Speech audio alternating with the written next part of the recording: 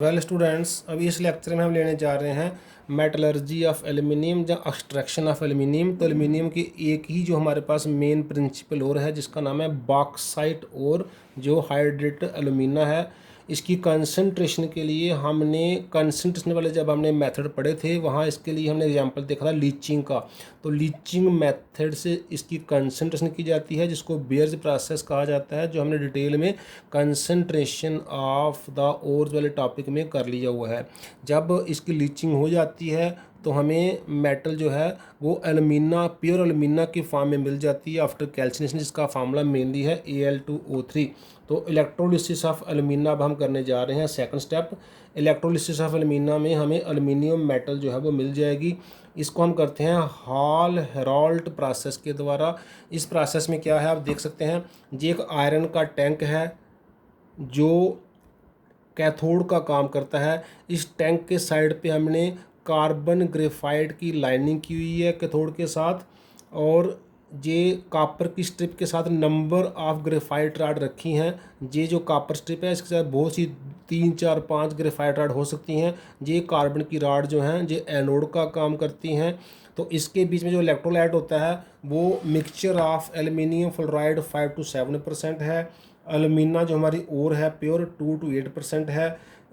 Na3AlF6 sodium fluoride और aluminium fluoride का mixture है 80 to 85% है, और कैल्शियम फ्लोराइड 5 to 7% है। इस पूरे मिक्सचर को, जो कि इलेक्ट्रोलाइट का मिक्सचर है, इसकी कंपोजिशन ऐसे सेट की होती है कि इसका जो मेल्टिंग पॉइंट है थोड़ा सा रिड्यूस कर गया होता है, और इस पूरे मिक्सचर को हम बोलते हैं क्रायोलाइट। तो क्रायोलाइट क्या है, जो एल्यूमिनियम बनाने के लिए ये वाला मिक्सचर है जो हमने डिस्कस किया, इस परसेंटेज के हिसाब से इसको क्रायोलाइट कहा जाता है। और इस क्रायोलाइट की हेल्प से हम इलेक्ट्रोलिसिस ऑफ द एल्यूमिना और करते हैं in this hall Herald process में, जब हमें एल्यूमिनियम जो है मिल जाता है। तो वेरियस रिएक्शन टेकिंग प्लेस क्या है,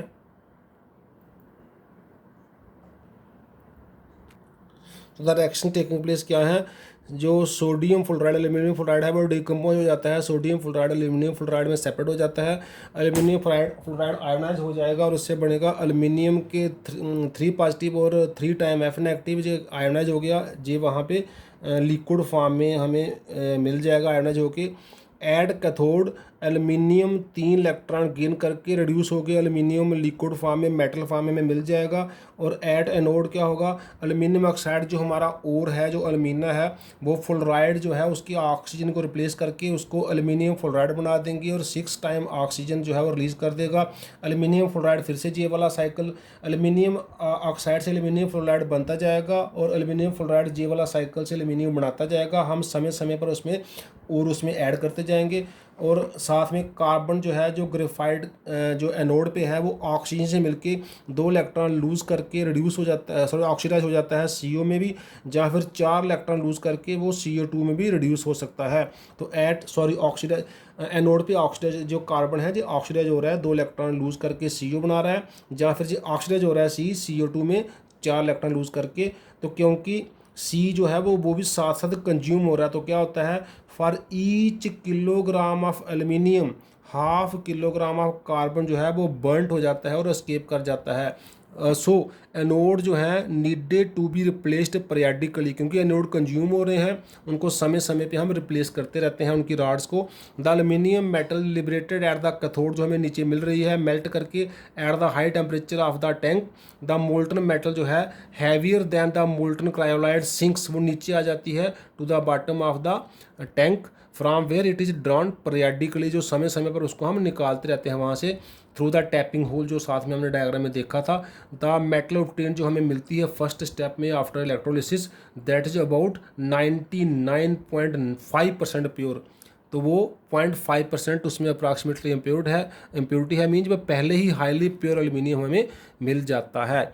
अगर हमने इसको 100% प्योर करना है, हमें इसके लिए इलेक्ट्रो रिफाइनिंग करनी पड़ेगी। वो हम कैसे करते हैं, सो इलेक्ट्रो रिफाइनिंग ऑफ एल्यूमिनियम से पहले हम एक बात करना चाहेंगे कि जो हमने पीछे अभी डिस्कस किया है electrolysis of the alumina, that is carried out at about 1173 kelvin temperature. जो क्रायोलाइट का इलेक्ट्रोलिसिस करते हैं उसका टेम्परेचर रखा जाता है अप्रॉक्सीमेटली 1173 केल्विन। तो अब हम देखते हैं इलेक्ट्रो रिफाइनिंग ऑफ एल्यूमिनियम। इसको हम करते हैं हूप्स इलेक्ट्रोलाइटिक मेथड से। इसमें क्या होता है, it consist of an iron tank जिसको लाइंड किया होता है विद कार्बन के साथ, उसकी एट द बेस, उसका बेस पर कार्बन की लाइनिंग की होती है। There are 3 layers of molten liquids having different densities. उसी टैंक में 3 अलग अलग लेयर है लिक्विड की जिनकी अलग अलग डेंसिटी है। जो अपर लेयर है वो कंसिस्ट्स ऑफ प्योर एल्यूमिनियम की बनी होती है विद कार्बन इलेक्ट्रोड उसमें सस्पेंड किए होते हैं इन इट, उसको कैथोड बोला गया। द मिडल लेयर जो है consists of mixtures of fluorides होते हैं, सोडियम के फ्लोराइड या बेरियम के फ्लोराइड या एल्यूमिनियम के फ्लोराइड, इसलिए मिडल लेयर को बोलते हैं इलेक्ट्रोलाइट।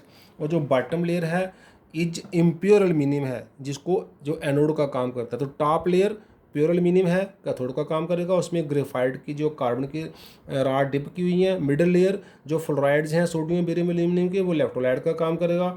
और बॉटम लेयर जो इम्प्योर एल्यूमिनियम है वो एनोड का काम करेगा। जैसे करंट पास करेंगे, on passing current aluminium ion जो होते हैं from the middle layer pass on to top layer, वो 3 इलेक्ट्रॉन गेन करके टॉप लेयर में चले जाएंगे। At the same time equivalent amount of aluminium, जितने एल्यूमिनियम मिडल से टॉप में जाएंगे उतने ही लगभग एल्यूमिनियम बॉटम लेयर में से move to the middle layer leaving behind impurities पीछे रह जाएंगी। जैसे मिडल लेयर में से क्या होगा, एल्यूमिनियम 3+ और 3 इलेक्ट्रॉन गेन करेंगे तो ये एल्यूमिनियम लिक्विड बन के प्योर बन के टॉप लेयर में चले जाएंगे, ये जाएंगे एट कैथोड। और बॉटम लेयर में क्या होगा, जो एल्यूमिनियम है जो इम्प्योर है वो 3 इलेक्ट्रॉन लूज करके एल्यूमिनियम बन के मिडल लेयर में चले जाएंगे। तो जितना एल्यूमिनियम मिडल से टॉप में जाएगा उतना ही एल्यूमिनियम बॉटम से मिडल में चलता जाएगा। तो मिडल से टॉप में जाने में रिडक्शन होगी और बॉटम से मिडल में जाने में ऑक्सीडेशन होगी, इम्प्यूरिटीज पीछे ही रह जाएंगी और हमें टॉप लेयर में अबाउट 100% प्योर एल्यूमिनियम मिल जाएगा।